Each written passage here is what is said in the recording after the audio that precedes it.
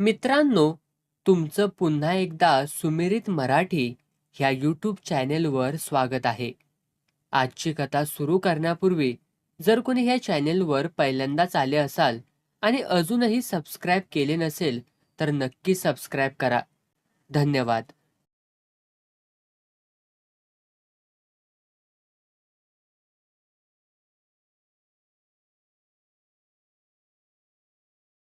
मी bell दाबली. थोड्या वेळाने दार उघडं गेलं. समोरच्या व्यक्तीला पाहून माझ्या डोळ्यावर विश्वासच बसेना. शकुताई. क्षणभर वाटलं हा भास आहे का, एखादं स्वप्न तर नाही, किंवा हिप्नॉटिझम. डोकं एकदम गरगरल्यासारखं झालं. त्या अवघ्या दोन क्षणात माझा वृक्ष उन्मळून पडतोय की काय असंच मला वाटायला लागलं. शकुताई माझ्याकडे पाहतच राहिली. दारावर धरलेला हात थरथर कापत होता. एका क्षणात तिचा चेहरा फिक्का पडला. महत्प्रयासाने स्वतःला सावरीत दारावरली पकड घट्ट करीत कशीबशी ती म्हणाली, प्रदीप, तू तू इकडे कसा? मी गप्पच. मला तिच्याकडे बघण्याचं धैर्यच होईना. तुला आमच्या नवीन घराचा पत्ता रे कसा कळला? आत ये म्हणण्याचं तिला भानच राहिलं नाही. तिच्या डोक्यात विचारचक्र सुरू झाली असावी. अगदी नेमका याच वेळेला हा कसा आला असावा? हा तर तोच नाही ना. आणि तोच असला तर? तिच्या अंगावर झटकन उठलेला काटा मला स्पष्ट जाणवला. ती थरथरतच माझ्याकडे पाहू लागली. नजर कावरी बावरी. तिच्या जीवाची अगदीच घालमेल होत होती. मी स्वतःला सावरलं. असं दारातच का उभं करणार आहेस मला? मला आत येऊ देशील की नाही? का आल्या पाऊली तसाच परत जाऊ? हा? ती एकदम भानावर आली. काय म्हणतोयस? ये ना, ये ना, आत ये ना. तिची उडालेली धांदल माझ्या डोळ्यात भरली. किती दिवसांनी तुझी माझी भेट होते आहे. मला फार बरं वाटलं बघ. ती उसणं अवसान आणून म्हणाली. त्या ओढलेल्या चेहऱ्याकडे मी पाहतच राहिलो. ती पटकन विषय बदलत म्हणाली, तू काय पिणार? थांब, मी तुला कॉफी करून आणते हा. असं म्हणत ती झटकन आत जायला लागली. मी लगेच तिला अडवत म्हणालो, थांब, किती दिवसांनी गाठभेट होते आपली. कॉफी बिफी काही नको, इथेच बोलत बसू आपण. बस इथं. ती बळेच हसली. नाईलाजाने माझ्या समोर बसली. अंग चोरून तिला वाटत असलेली भीती अजून ओसरलेली नव्हती. किंबहुना ती अधिकच बुचकळ्यात पडली होती. आमची ही जागा तुला कशी काय मिळाली? मिळाली अशीच. काल स्वप्नात तू आलीस आणि स्वप्नातच नवीन पत्ता सांगितलास बघ. हे स्वप्न तर नाही ना? ती हलकेच पुटपुटली. काय म्हणालीस? मी तिला विचारलं. काय नाही, काय नाही. तिला दरदरून घाम फुटला. हा तोच असावा अशी तिची खात्री पटत चालली असावी. ती बराच वेळ अशी शून्यात नजर लावून थरथरत राहिली आणि एकदम वेडाचा झटका यावा तशी ओरडली, प्रदीप, प्रदीप, तू तो तर नव्हेस ना? तिला विलक्षण धाप लागली. तिचा श्वासोच्छवास मला जोराने ऐकू यायला लागला. तो? मी? तू काय बरळते आहेस हे? मी तिला साळसूतपणे विचारलं. मला सहन होत नाही रे. आणि तिने आपलं अंग धडकन कोच्यावर टाकून दिलं आणि स्पुंदून स्पुंदून रडायला लागली. काही क्षण तसेच गेले. मी तिला मनसोक्त रडू दिलं. तिरडीवरून एखादं प्रेत झटकन उठून उभं राहावं तशी ती कोच्यावरून उठली. तिच्या अंगात संचारलं होतं. ओठ फुरफुरायला लागले. डोळ्यात विलक्षण धीटपणा आला. माझ्याकडे बोट दाखवत ती मोठ्याने म्हणाली, इथं का आलास हे मला माहिती आहे. वेड पांघरून पेडगावला जाऊ नकोस तू. क्षणभर थांबून ती म्हणाली, मला मूल हवंय बस. या पलीकडे मला दुसरं काही ठाऊक नाही. मला मूल हवंय रे. म्हणत ती पुन्हा अचानक रडायला लागली. परत तिने स्वतःला सावरलं. मी दुसरं काय करायला हवं होतं? मी कधीच काही होऊ शकणार नाही. काही होण्याचा मला हक्कच नाही. बोल, बोल ना. तिचा आवाज वाढला. ती कठोरपणाने म्हणाली, मी जे केलंय त्याचा मला मुळीच पश्चाताप होत नाही. तिच्या चेहऱ्यावरचे भाव सारखे बदलत राहिले. ती वेड्यासारखंच करायला लागली. खसकन माझा हात धरून म्हणाली, तो तूच आहेस हे एका परीने बरंच आहे.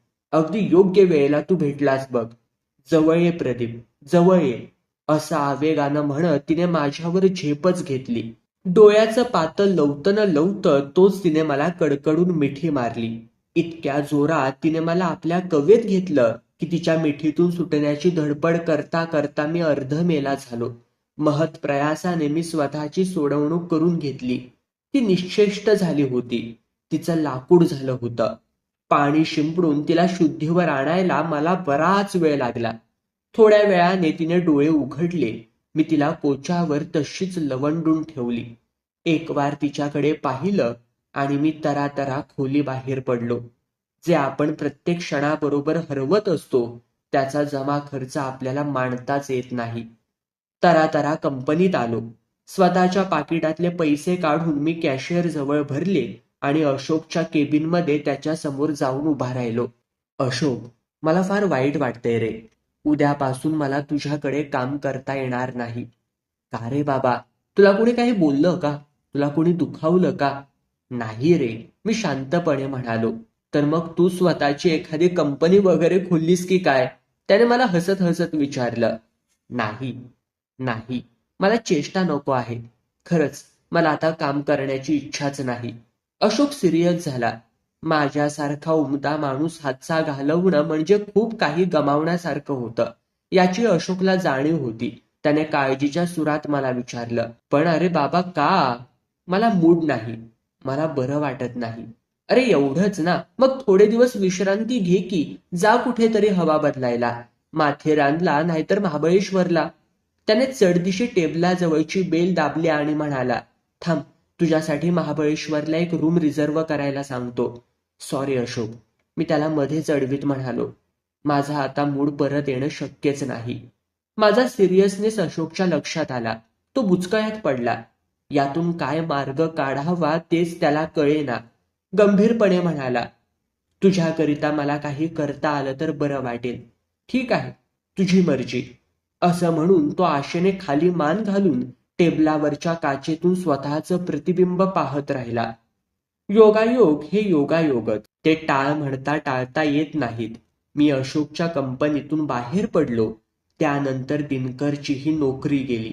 तो ज्या कारखान्यात कामाला होता तिथे संप सुरू झाला आणि म्हणता म्हणता संप इतका चिघळला की मालकाने टाळेबंदीच केली. दिनकर बेकार होऊन घरी आला. मी घरीच आणि सलमा देखील आपला धंदा हळूहळू बंद करीत आली होती. अशा स्थितीत दिनकरची नोकरी म्हणजे एक तापदायक प्रकरण होतं. दिनकर शहाणा होता, समजूतदार होता. त्याने नोकरी शोधायला सुरुवात केली, पण काही जम बसला नाही. त्यावेळी शहरात नुकताच मटका सुरू झाला होता आणि जिकडे तिकडे कमालीचा लोकप्रिय झाला होता. नाक्या नाक्यावर जिथे जागा मिळेल तिथे ठेल्यांचे स्टॉल उभे राहत होते. रुपयाला 9, रुपयाला 80 ते रुपयाला 140 इतके मिळत. त्यामुळे गिरण्या कारखान्यात त्यांचा प्रवेश झालाच. इतकंच नव्हे, शाळा कॉलेजांतून आणि ऑफिसातूनही मटक्याचा आवाज घुमू लागला होता. दत्त भगवान तेरा भला करेगा असं म्हणत जगाचं भलं करण्याचं कॉन्ट्रॅक्ट घेतलेले साधू देखील संध्याकाळी मटकेवाल्याकडे जाऊ लागले होते. दिनकरही तिकडे ओढला गेला. सुरुवातीला तो 4 आणे कापायचा. मग प्रमाण वाढलं. कधी कधी त्याला वळण मिळायचं. मग तो खुश असायचा. घरात काही बाही सामान आणून टाकायचा. हळूहळू त्याच्याकडे मटक्यांच्या डेल्यांचा ढीग जमू लागला.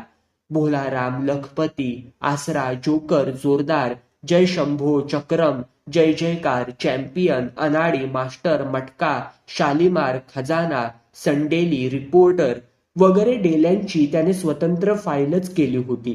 तासन तास तो त्यांचा अभ्यास करत बसायचा, आकडेमोड करत बसायचा. शाळेत असताना देखील त्याने इतका अभ्यास केला नसावा. कधी कधी त्याला संगमची पत्ती लागे. मग तो नाचत घरी येई. त्या दिवशी तो चाळीतल्या पोरांना मिठाई वाटे. त्या मिठाईची चाळीतल्या पोरांना इतकी सवय झाली की दिनकर काकांना नेहमी फिगर लागो अशी प्रार्थना पोरं करत असावीत. रात्री झोपेत सुद्धा त्याची मटक्याबद्दल बडबड चालायची. कधी मधी झोपेतच तो ओरडायचा, आई तो लाट नाही तो भैया की तुटेली खाट.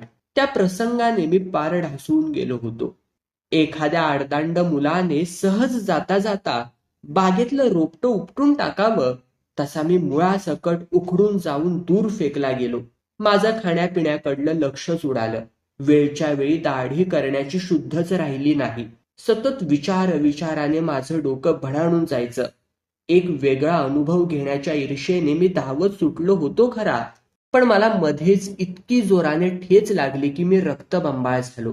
ज्या गोष्टी संबंधीची अपेक्षा मी स्वप्नातही केली नव्हती, ती गोष्ट माझ्या समोर दत्त म्हणून उभी राहिली. या जगात काही खरं नाही असं सारखं वाटू लागलं. माझं मन मला बजावू लागलं. It is a time to quit away my boy. आत्महत्येच्या विचाराने डोक्यात धिंगाणा सुरू केला. सलमा आणि दिनकर दोघंही बावचळून गेली होती. माझ्या त्या एकंदरीत प्रकाराकडे पाहून त्यांनी माझी आशाच सोडली. सलमा माझी समजूत घालण्याचा केविलवाणा प्रयत्न करी. देखिए भाईजान, जो हो गया सो हो गया, इस पर अधिक सोचने से काम नहीं होता. आपको मेरी कसम है, आप सोचना छोड़ दीजिए. हम लोग जो आपके साथ है. क्षीण हास्याखेरीज माझ्या तोंडातून शब्दच उमटत नसत. सलमा म्हणे, देखो, मैं भी तुम्हारी दीदी हूँ, बड़ी दीदी, और तुम्हारा जिगरी दोस्त दिनकर, उसकी ओर तो देखो. अल्लाह ताला ने उसके जान पर जो खेला है वो तुम्हारे से कम नहीं. हम आपको कितना चाहते हैं, कम से कम इतना तो ख्याल कीजिए. ती खूप समजावी, पण तिला पक्क माहीत होतं की एक ना एक दिवस मी आत्महत्या केल्याखेरीज राहणार नाही. आणि शेवटी व्हायचं तेच झालं. एका मध्यरात्री मी आत्महत्येला जवळ केलं. डायझोनच्या 2 अख्ख्या बाटल्या मी पोटात रिचवल्या आणि मोठ्या आशेने मृत्यूची वाट पाहत राहिलो. पण निराश करण्यात मृत्यू इतका कोणी पटाईत नसेल. त्याने मला जवळही येऊ दिलं नाही. दिनकरच्या तत्परतेने माझी आत्महत्या एक निष्फळ प्रयत्न ठरला. त्या दिवशी रात्री उशिरा घरी आल्यानंतर मी सलमाला तो दादा येऊन गेल्याचं सांगितलं. ती एकदम खवळली. अरे जाना, वो क्या करेगा मेरा, आने दो भड़वे को, उसकी क्या मजाल है मुझे हात लगाने की. दिनकरही जवळ होताच तो भडकलाच. म्हणाला, भेंचोदला काय करायचं आहे ते करू दे, मी बघतो त्याला, तू चिंता करू नकोस. माझ्या ओळखीची एक गँग आहे. माझ्याही ओळखीचे दादा काही कमी नव्हते, पण शक्यतो प्रकरण समजुतीने हाताळलं तर बरं असा मी विचार करत होतो. मी माझा विचार त्यांच्या पुढे मांडला. उगीच कशाला प्रकरण वाढवा, आपण त्याला भेटू आणि मांडवळ करून टाकू. फुकटच्या झकाझकी पाहिजेत तरी कुणाला. दिनकरला मांडवळ करण्याची माझी कल्पना मुळीच आवडली नाही. तो एकदम उसळून म्हणाला, मांडवळ बिणवळ काही नाही, तो इकडे येऊ दे, राडाच करून टाकतो. सलमालाही माझा विचार नापसंत होता. ती दिनकरपेक्षाही भडकली होती. येणाऱ्या संकटाची तिला मुळीच तमा नव्हती. तिच्या नेहमीच्या ठसक्यात ती म्हणाली, आने तो दो उस सुअर के औलाद को, मैं उसे थोडीच डरती हूँ. अरे मैं तो उसको मेरे लवडे पे मारती हूँ. याच्यातून काय मार्ग काढावा तेच मला सुचत नव्हतं. सलमा पूर्ण विश्वासाने माझ्याकडे पाहत होती. तिचं संरक्षण करणं हे माझं कर्तव्य होतं. तो दादा तर भयानक खतरनाक होता. संघर्षाला सुरुवात होणारच होती. किती वेळ आग धुमसत राहील याचा काही पत्ताच नव्हता. दिनकर मटका प्रकरणात एकदम एक्सपर्ट झाला. लालबाग मधल्या सगळ्या बुकींशी त्याची पहचान झाली. एके दिवशी त्याच्या लक्षात आलं की हा मटका म्हणजे नेहमीच दूध देणारी गाय नव्हे. मटका खेळता खेळता अशीच एखादी जुजबी नोकरी करता आली तर बरं असं वाटून त्याने एका बुकीला नोकरीवर ठेवण्याविषयी विचारलं. त्या बुकीला असा एक शिकला सवरलेला माणूस हवाच होता. त्याने त्याला चिठ्ठ्या फाडायला ठेवून घेतलं. हळूहळू त्याला धंद्यातली बरीचशी माहिती झाली. चिठ्ठ्या कशा फाडायच्या, त्याची टोटल कशी मारायची, मोठी वळणं मोठ्या बुकीकडे कशी कापायची, यात तो तरबेज झाला. अगदी मटका मास्टरच झाला. तो बुकी त्याच्यावर खुश असे. दिनकरने त्या रात्रीच त्याच्या ओळखीच्या गँगला सुपारी देऊन ठेवली होती. दुसऱ्या दिवशी दुपारच्या सुमाराला बॉम्बे सेंट्रलच्या दादाची काही माणसं आमच्या चाळीच्या दाराशी येऊन उभी राहिली. त्यांनी आवाज द्यायला सुरुवात केली. त्याबरोबर आमच्या चाळीतून भराभर दगड विटांचा, सोडा वॉटरच्या बाटल्यांचा वर्षाव होऊ लागला. असं काही होईल, विरुद्ध पार्टीची इतकी तयारी असेल याची त्यांना मुळीच कल्पना नव्हती. त्यामुळे बॉम्बे सेंट्रलच्या त्या शूरगुंडांना मार खाऊन परतण्याखेरीज दुसरा उपायच नव्हता. पहिली फेरी तर आम्ही जिंकलीच होती. मग हा राडा रोजच होऊ लागला. त्याने आपली अधिकाधिक माणसं पाठवावीत आणि मार खाऊन परत जावी असं नेहमी होऊ लागलं. पण तो दादा स्वतः मात्र कधी आला नाही. कारण दिनकरच्या ओळखीच्या गँगचा एक जबरदस्त आसामी होता. काही दिवस गेले आणि राड्याची ही धूळ खाली बसत चालली. आम्हाला वाटलं की हे प्रकरण आता मिटलंच बहुधा. तो दादा आम्हाला टरकला असावा. एके दिवशी दिनकरच्या मनात विचार आला की आपण स्वतःच का नाही बुकी व्हावं. दिनकरने मनाशी निश्चय केला आणि त्याने आपला मटक्याचा वेगळा धंदा सुरू केला. बुकीकडची नोकरी त्याने सोडून दिली आणि स्वतःच तो छोटा बुकी झाला. अगदी सुरुवातीला जागा नसल्यामुळे आमच्या चाळीतल्या बोगद्यात स्टूल टाकून बसू लागला आणि चिठ्ठ्या फाडू लागला. छोट्याशा प्रमाणात का होईना त्याचा स्वतःचा धंदा सुरू झाला. त्याने एक मात्र केलं होतं. एक नेम ठेवला होता. कोणाचे पैसे बुडवायचे नाहीत. पैसे वेळच्या वेळी द्यायचे. त्यामुळे 8-12 आणे लावणारे लोक त्याच्याकडे गर्दी करू लागले. माझी मनस्थिती थोडी थोडी निवळत चालली होती. त्यात सलमाच्या दादाचं ते प्रकरण उद्भवलं. त्यामुळे मी माझी व्यथा विसरून तिच्याकडे अधिक लक्ष देऊ लागलो. मी तिला साफ बजावून सांगितलं होतं की तू यापुढे धंदा बंद कर म्हणून. तिने माझं ऐकलं. धंद्याला जाण्याचं ती कमी कमी करत आली होती. जेव्हा रोजच राडे होऊ लागले तेव्हा मी तिला घरातून बाहेर पडण्याची मनाईच केली. पण त्यानंतर राडे कमी कमी होऊ लागले आणि एके दिवशी ती मला म्हणाली, मुझे वो ग्रैंड रोड के सहेली की याद आती है. उसके यहाँ जाके आती हूँ. दिल भी कंटाळ गया है. मी जा म्हणालो. तिची ती सहेली म्हणजे एक वेगळीच गोष्ट होती. मागे एकदा सलमा मला म्हणाली होती, चलो भाईजान, मैं आपको एक जगह ले जाती हूँ. कृष्ण सिनेमाच्या पाठच्या गल्लीत ती मला घेऊन गेली. ती बिल्डिंग बऱ्यापैकी दिसत होती. तिथे एखादा बाजार भरत असेल अशी कुणाला शंकाही येणार नाही. पण तिथला धंदा वेगळा होता. तिथल्या काही कुटुंबांतच हा धंदा शांतपणे चाले. त्या बिल्डिंग मध्ये सलमा शिरताच तिथे एक वेगळं वातावरण निर्माण झालं. तिथं तिला खूप रिस्पेक्ट मिळत असावा. अम्मा आई लहान लहान मुलं बागडू लागली. एक बाई तिला पाहून म्हणाली, अरे अम्मा, बहुत दिन से आई कहा थी इतने दिन. एकीने तर तिच्या बरोबर मला पाहून सरळ सरळ बाण मारला, यह नया बकरा लाया क्या. अशा तऱ्हेने स्वागताचा स्वीकार करत करत ती एका घरात घुसली. आत एक म्हातारी बाई ताटातून ओले वाटाणे निवडीत होती. मी दारातच थबकलो. सलमाला पाहताच बाईच्या चेहऱ्यावर हास्य फुललं. ती तसंच काम टाकून पुढं झाली आणि तिचे दोन्ही हात हातात घेऊन म्हणाली, अरे कुठे होतीस इतके दिवस. कहा थी. हम लोग कितनी याद निकालते थे. सच. सलमाने विचारलं. लेकिन प्रमिला कहा है. प्रमिला अंदर है, एक कस्टमर के साथ बैठी है. इतक्यात तिचं लक्ष माझ्याकडे गेलं. मी दारातच थबकलेला पाहून ती मला अजिजीने म्हणाली, आइए साहब बैठिए, सिर्फ थोडी ही देर आपको इंतजार करना पडेगा. असं म्हणत तिने खुर्ची माझ्या पुढे केली. त्यावर सलमा मोठ्याने हसायलाच लागली. मीही गालातल्या गालात हसायला लागलो. प्रमिलाची आई गोंधळून आमच्या दोघांच्याही तोंडाकडे आळीपाळीने पाहू लागली. देखो प्रमिला की माँ, हे कोई कस्टमर बिस्टमर नहीं है, ये मेरे मनेले भाईजान है. परत तिने एक हास्याचा हाका मारला. प्रमिलाची आई ओशाळली होऊन मला नमस्कार करीत म्हणाली, गलती माफ करना बाबूजी. हरकत नाही. मी तडक मराठीतून म्हणालो. ती एकदम चमकली. आश्चर्याने म्हणाली, आपण महाराष्ट्रीय आहात. हो का. खरं नाही वाटत. ती आणखीनच आश्चर्यात पडली. इतक्यात आत सळसळ झाली. आतला माणूस कपडे सारखे करीत बाहेर पडला. जाता जाता त्याने आमच्याकडे हळूच बघून घेतलं. सारखा खाली पॅन्टकडे बघत तो तुरू निघून गेला. जरा वेळाने प्रमिला बाहेर आली.